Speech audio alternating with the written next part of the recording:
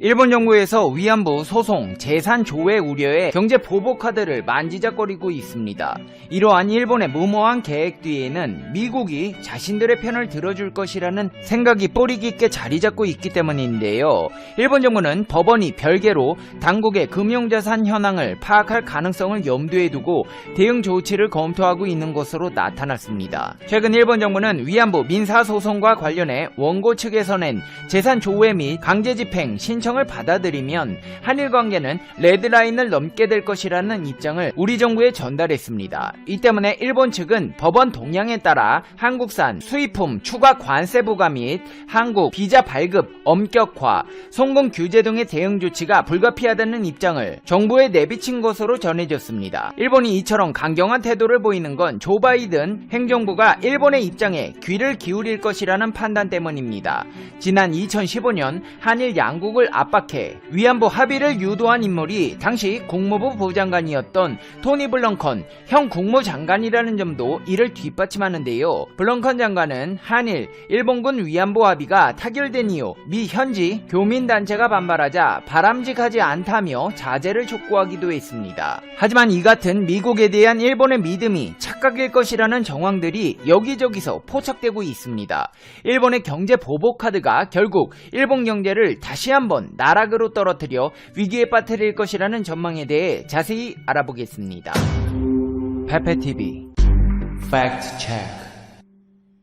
일본이 위안부 강제징용 역사에 있어 자신들을 지지해 줄 것이라고 믿고 있는 토니 블렁컨 장관은 최근 일본군 위안부 문제에 관해 여성에 대한 착취는 심각한 인권 침해라는 입장을 기자회견에서 발표했습니다. 블렁컨 장관은 국내 한 언론사와의 인터뷰에서도 위안부 역사를 왜곡해 논란을 빚은 마크 램지어 미국 하버드대 로스쿨 교수의 논문은 알지 못한다.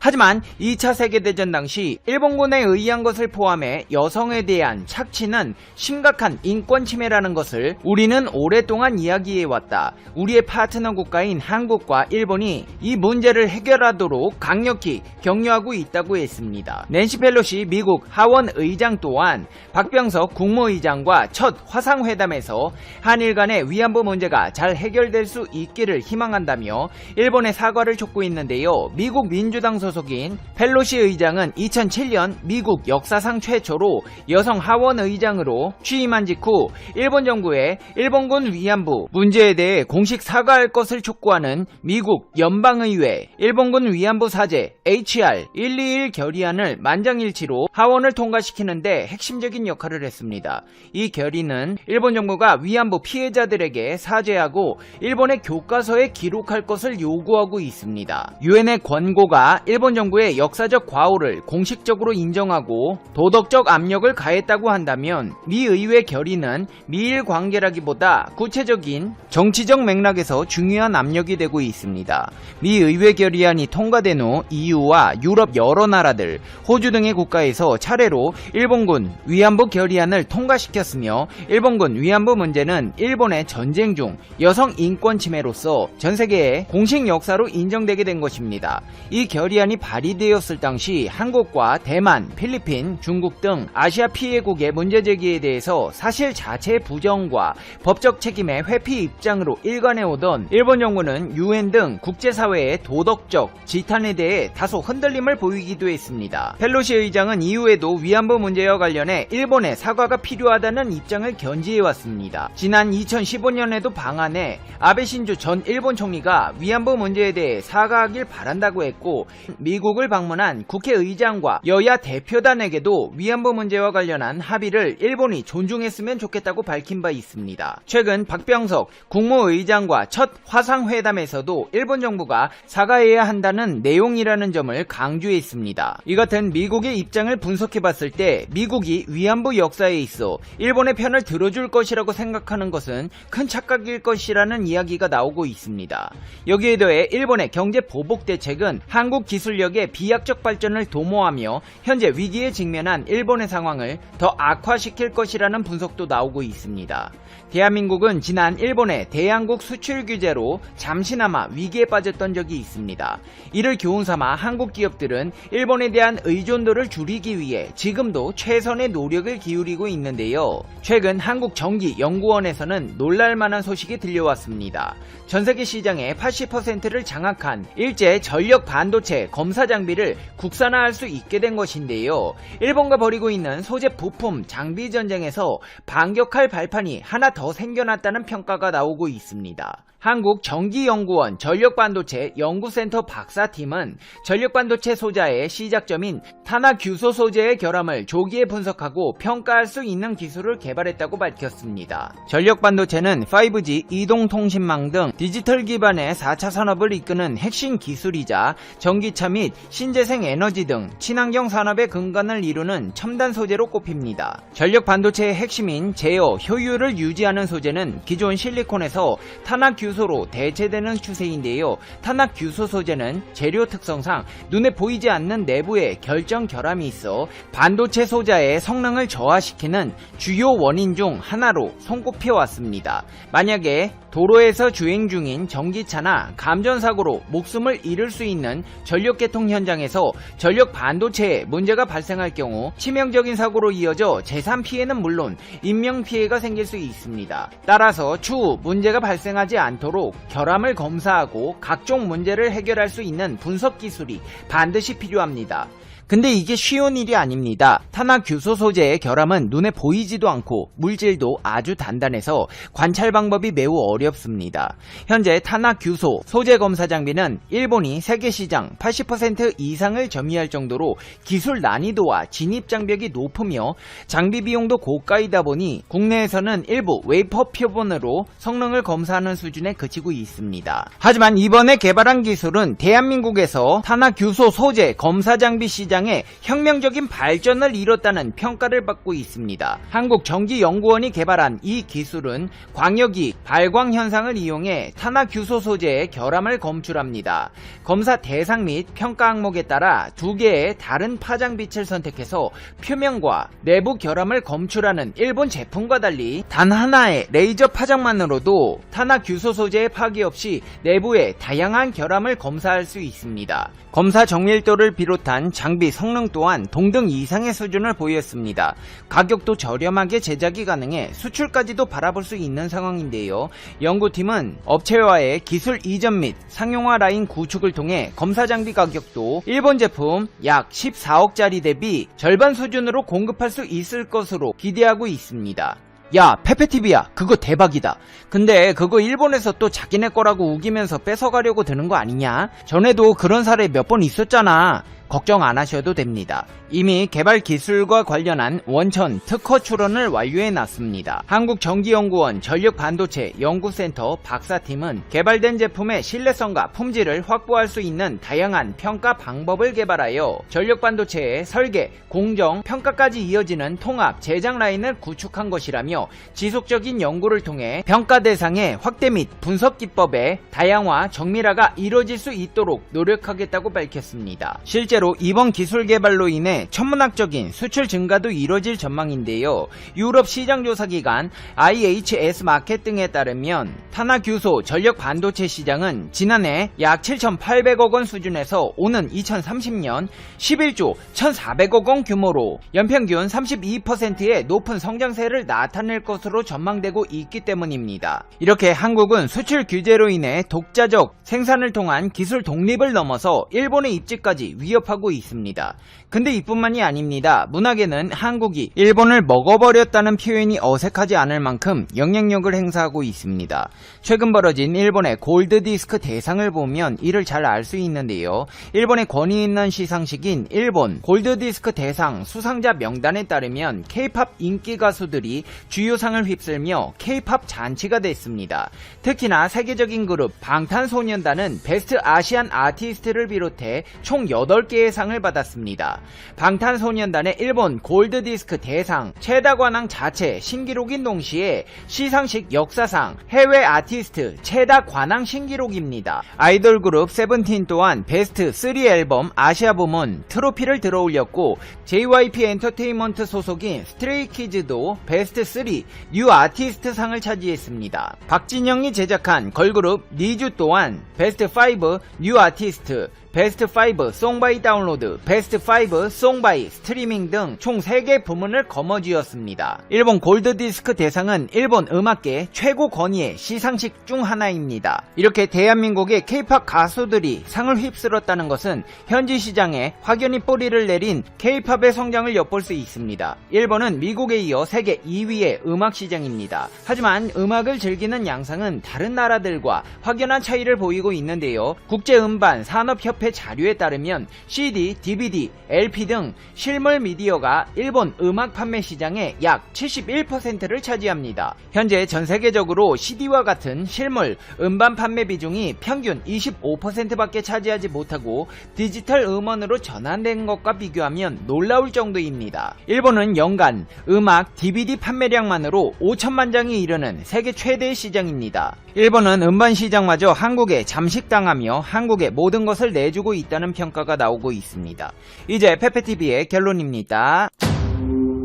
Conclusion. 페페TV. 일본 정부 관계자 여러분, 입으로만 경제 보복한다고 하지 말고 빨리 하세요, 빨리. 대한민국이 국난 극복에 특화되어 있기 때문에 위기가 오면 더 발전할 거란 말이에요. 반도체 검사 장비 시장도 한국이 반값으로 풀어버려서 독점해버리고, 일본 음반 시장도 K-POP이 장악하고, 다 아베 전 총리의 성견 지명이 있었기에 가능했던 일이었습니다. 아베 씨의 스파이라는 별명이 괜히 붙었겠어요. 스가 씨도 임기 얼마 안 남았는데 한 건 해야죠. 들어오세요. 페페TV 시청자 여러분은 어떻게 생각하세요? 페페TV는 여러분의 생각이 궁금합니다. 댓글로 여러분의 생각을 남겨주세요. 그럼 안녕하세요, 프렌푸시입니다. 여러분의 구독과 좋아요는 큰 힘이 됩니다. 현재 일본에서는 성화봉송 개그 콘서트가 연일 벌어지고 있습니다. 어깨가 부딪혔다, 아니다 안 부딪혔다, 빈 공간이 없다, 아니다 충분히 다닐 길이 있다를 가지고 다투고 있습니다. 지금 일본의 C19 확산세가 심상치 않기 때문에 절대 성화봉송을 구경하려고 길거리에 나오지 말아라. 만약에 나오면 입을 꽉 다물고 박수만 쳐라. 말 안 들으면 바로 생략할 것이다. 라고 시작한 성화봉송입니다. 그러나 주민들은 오랜만에 사람들이 북적거리니까 좋다. 유명인사를 직접 볼 수 있다. 평생에 한 번 볼 기회를 놓칠 수는 없지 않느냐 라며 거리로 몰려 나왔습니다. 모두 마스크를 벗고 달리는 주자들 가운데 환호와 고함 소리가 들리는 혼란이 계속되고 있습니다. 길거리에 사람들이 많이 몰리는 것에 대해 조직위는 큰 문제가 없다. 전혀 조밀하지 않다. 보는 각도를 다르게 보면 빈 공간이 많이 보인다. 어깨가 전혀 부딪히지 않고 있다. 라고 답변했습니다. 또 충분히 사람이 이동할 수 있을 정도로 공간이 넓었다며 통행이 가능하다고 답변했습니다. 조직위는 길가 관람객의 밀집에 대한 판단 기준으로 옆 사람과 어깨가 맞닿을 정도, 간격 없이 여러 열에 겹쳐 있을 때 편히 도보로 통행할 거리가 없을 경우로 정하고 있습니다. 사람들이 몰려있는 사진을 보여주면 각도를 이상하게 찍었다며 사회적 거리를 잘 두고 있다고 주장합니다. 아무리 봐도 북적거리고 밀접해 있는데도 불구하고 곧 죽어도 빈 공간이 많다고 인터뷰를 하는 조직위입니다. 그리고 마스크를 벗고 달리는 성화봉송 주자들은 정말 위험한 달리기를 계속하고 있습니다. 성화봉송 주자들은 2주 전부터 소모임 등 회식 자리에 참석하지 않기, 72시간 이내 PCR 검사를 받기가 조건입니다. C19의 잠복 기간이 2주가량 되기 때문에 회식 자리에 나갔다가 C19에 감염된 상태에서 성화봉송을 하면 C19 감염시키는 봉송 행사가 되기 때문입니다. 특히 봉송에 참여하는 주자와 보조 주자들은 마스크를 착용하지 않고 달리기 때문에 정말 위험한 일입니다. 그런 의미에서 72시간 이내 반드시 PCR 검사를 해야 하고요. 문제는 성화봉송 주자들이 소모임 등을 자제하지 않는다는 것이고, 주자로 확정된 상태에서 PCR 검사를 받을 수 없다고 고집을 피운다는 것입니다. PCR 검사 비용은 조직위가 부담하지만 받을 시간이 없다. 만일 양성이 나오면 도리어 엄청난 피해가 발생한다. 라고 주장하고 있습니다. PCR 검사도 받지 않은 봉송주자와 보조주자가 마스크를 쓰지 않고 때를 지어서 달리는 상황은 상당히 위험한 일이라는 비판이 높아지고 있습니다. 특히 달리기를 할 때에는 옆에 있는 주자는 1.5m 이상, 뒤에 따라오는 주자는 10m 이상 간격을 유지해야 한다는 과학적인 경고를 무시하고 있다는 것입니다. 수십 명이 마스크를 벗고 다니면서 달리기를 하는 것이 얼마나 위험한지 의료 전문가가 경고를 하는데도 불구하고 말을 아예 듣지 않는 거죠.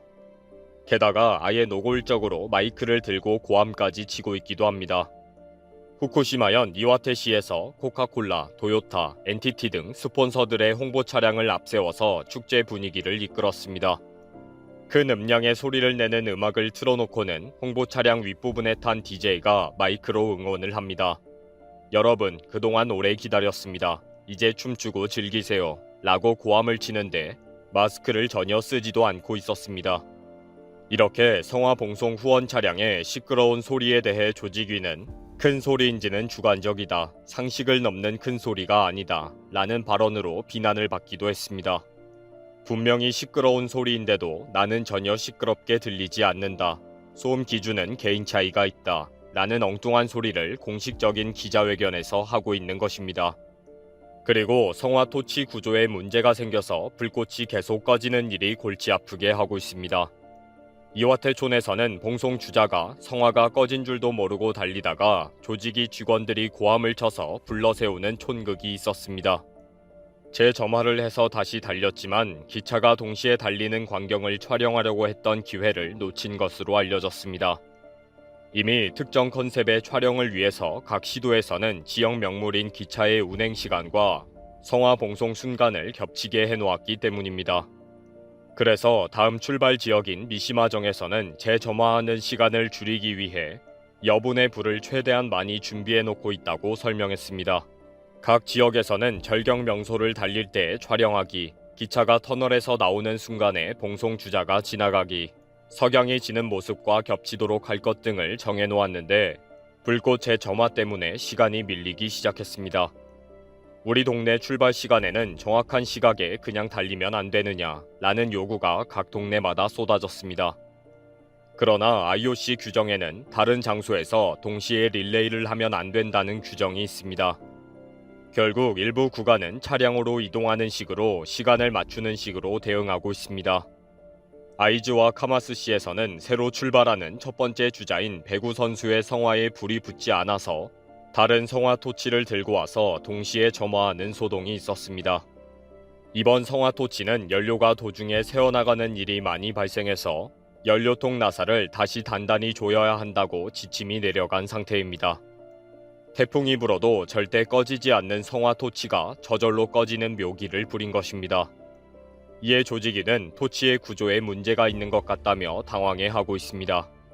미시마정에서는 절경이라고 자랑하는 JR 다다미선의 열차 통과 시점에 맞추기 위해서 순간이동의 묘기를 사용했습니다. 열차의 시간과 다시 맞출 수가 없었기 때문에 열차가 나오는 직전에 성화에 불을 붙이고 달리기로 하고 준비태세를 갖췄습니다. IOC 규정에 동시에 불이 붙어 있으면 안 되지만 떨어진 두 지점에서 소화와 점화를 동시에 하는 것은 예외적으로 인정하고 있다고 되어 있기 때문입니다. 불꽃이 자주 꺼지는 바람에 봉송 시간을 맞추느라고 동시에 껐다 켜기 묘기를 보여주고 있는 것입니다. 사진 찍는 시간과 행사 일정과 맞추려니 다른 방법이 없었던 것입니다. 현재 일본의 C19 신규 감염자 수는 급속한 확산세에 있습니다. 이미 새로운 비상사태 선언의 조건을 뛰어넘은 위기 상황이라는 것입니다. 언론에서는 심상치 않은 C19 증가세에 제4파가 이미 왔다. 지금이라도 비상사태를 선언해야 한다. 라며 연일 대서특필하고 있습니다. 이러다 보니 각 지자체에서는 구간을 단축하거나 아예 성화 봉송 행사를 중단하는 방법을 찾고 있습니다. 정말 비상식적인 일들이 계속되고 있는 일본입니다. 애초부터 말이 되지 않는 일을 밀어붙이다 보니 그런 것 같네요. 덕분에 잘 웃고 있습니다만 이해는 안 되네요.